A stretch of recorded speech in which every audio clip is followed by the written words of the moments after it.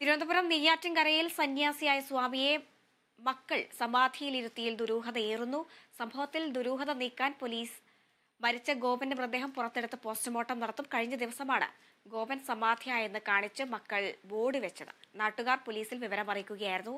ഇപ്പോൾ വിശദാംശങ്ങളുമായി വിഷ്ണു കരുണാകരൻ ചേരുന്നുണ്ട്.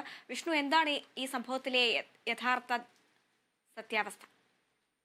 ഹരിത, കഴിഞ്ഞ ദിവസമാണ് അന്ധവിശ്വാസത്തിന്റെ പേരിൽ മക്കൾ അച്ഛനെ സമാധിയിരുത്തിയത്. നെയ്യാറ്റിൻകര ആറാലുമൂട്ടിലാണ് ഗോപൻ സ്വാമി എന്നറിയപ്പെടുന്ന ഗോപനെ മക്കൾ സമാധിയിരുത്തിയിരിക്കുന്നത്. 81 വയസ്സോടെ ഇദ്ദേഹം മരിച്ചപ്പോഴാണ് സമാധിയിരുത്തിയത് എന്നാണ് മക്കൾ പറയുന്നത്.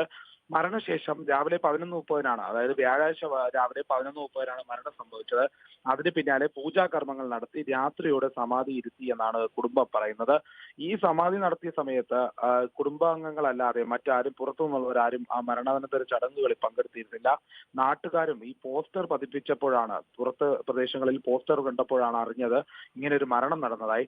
അതുകൊണ്ട് തന്നെ വാർഡ് കൗൺസിലർമാരടക്കം അവിടെ എത്തി കാര്യങ്ങൾ അന്വേഷിച്ചു. എന്നാൽ അവരുടെ സ്വന്തം താല്പര്യം കൊണ്ടാണെന്നും അച്ഛൻ മരണപ്പെടുമ്പോൾ നേരത്തെ തന്നെ മരണം മുന്നിൽ കണ്ട് ഇക്കാര്യങ്ങൾ ബോധിപ്പിച്ചിരുന്നുവെന്നും അതുകൊണ്ടാണ് സമാധി ഇരുത്തിയത് എന്നാണ് കുടുംബാംഗങ്ങൾ പറയുന്നത്.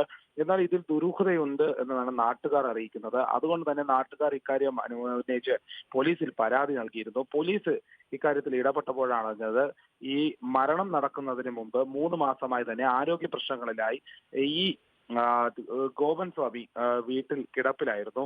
അതുകൊണ്ട് തന്നെ ആരോഗ്യ പ്രശ്നങ്ങൾ ഉള്ളത് കൊണ്ട് തന്നെ മരണം മുന്നിൽ കണ്ടിരുന്നു എന്നാണ് വീട്ടുകാർ പറയുന്നത്. മക്കൾ പറയുന്നത് ഈ ദൈവത്തിനടുത്തേക്ക് പോകാൻ ഈ ഒരു സാഹചര്യം ആവശ്യമാണ്. അതുകൊണ്ട് സമാധി നടത്തുമ്പോൾ പുറത്തു നിന്നുള്ളവർ വേണ്ട, പകരം വീട്ടുകാർ തന്നെ അതിന്റെ പൂജാകർമ്മങ്ങൾ നടത്തണമെന്നാണ് ആവശ്യപ്പെട്ടിരുന്നത്. ഇതിനെ അടിസ്ഥാനപ്പെടുത്തിയാണ് സമാധി നടത്തിയതെന്നാണ് പോലീസിനും ലഭിച്ചിരിക്കുന്ന വിവരം. എന്നാൽ ഈ മരണം നടന്നത് എങ്ങനെയാണെന്നും നാട്ടുകാർ ദുരൂഹത സംശയിക്കുന്നത് കൊണ്ടും ഇതിൽ അന്വേഷണം വേണമെന്നുള്ള രീതിയിൽ തന്നെയാണ് കാര്യങ്ങൾ മുന്നോട്ട് പോകുന്നത്. പോലീസ് ഇക്കാര്യം പരിശോധിച്ചു വരികയാണ്. അതോടൊപ്പം തന്നെ ഇതിലിപ്പോൾ കളക്ടർക്ക് ആവശ്യം ഉന്നയിച്ചുകൊണ്ട് കത്ത് നൽകിയിട്ടുണ്ട്. കളക്ടറിന്റെ ഒരു മറുപടി വന്നതിന് ശേഷം മാത്രമാണ് ഇത് കാര്യം അറിയാൻ സാധിക്കുന്നത്. ഏതായാലും പോസ്റ്റ്മോർട്ടം നടപടിയിലേക്ക് നീക്കും എന്നാണ് പോലീസ് ഇപ്പോൾ അറിയിച്ചിരിക്കുന്നത്. അതിനുശേഷം മാത്രമാണ് നടപടിയിലേക്ക് പോകുന്നത്. നാട്ടുകാർ പറയുന്നത് ഈ വീടിനടുത്തൊരു ശിവക്ഷേത്രമുണ്ടെന്നും ആ ശിവക്ഷേത്രം ഈ ഗോപനാണ് നോക്കി നടത്തിയിരുന്നതും ഏറെ കാലത്തിന് ശേഷം ഇപ്പോൾ ആരോഗ്യ പ്രശ്നങ്ങൾ വന്നപ്പോൾ മരണം മുന്നിൽ കണ്ട് സമാധിക്കായുള്ള സൗകര്യങ്ങൾ നേരത്തെ തന്നെ തയ്യാറാക്കിയെന്നാണ് അറിയിക്കുന്നത്.